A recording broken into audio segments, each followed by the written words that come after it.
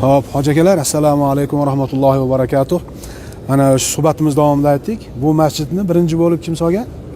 Payg'ambarimiz alayhisalom, sahobalar Payg'ambarimiz alayhisalomning tuyalari cho'kkan joyiga Masjid-i Nabaviy tiklangan.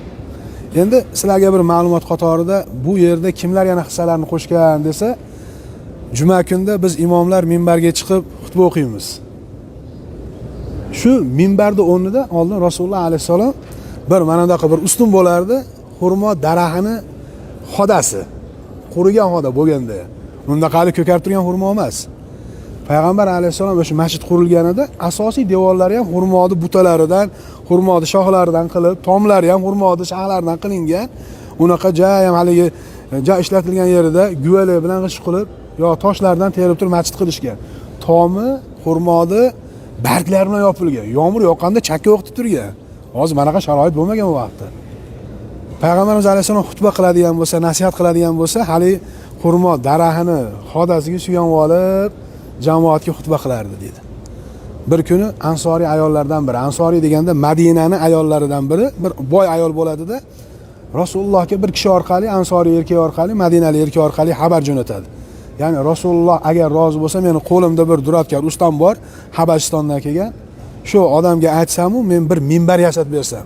Rasululloh mana xurmoga daraxtga suyanib, bellari tolmasa edi, oyoqlari tolmasa edi. So'rab ko'ringchi, rozi bo'lsa bir minbar yasab beray, 3 ta pog'onalik qilib dedi.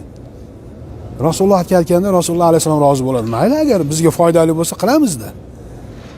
O'sha nimani olib kelib, Rasululloh sallallohu alayhi vasallamga olib kelib, bitkizib olib kelib qo'yishadi-da, haligi ustunga taqab turib qo'yishadi.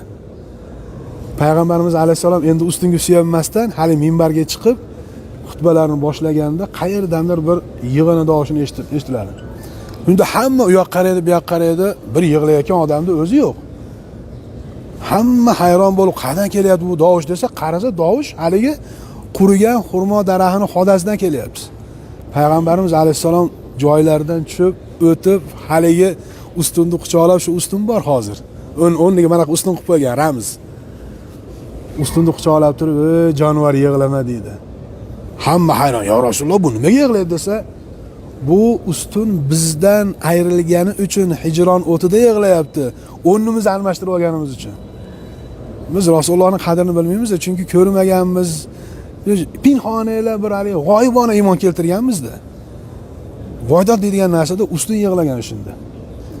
Aytmoqchi bo'lgan narsamiz, bu yerga birinchilardan bo'lib masjidga foydasi tekkanlardan biri bitta ayol kishi. Bir ayol kishi. O'sha minbarda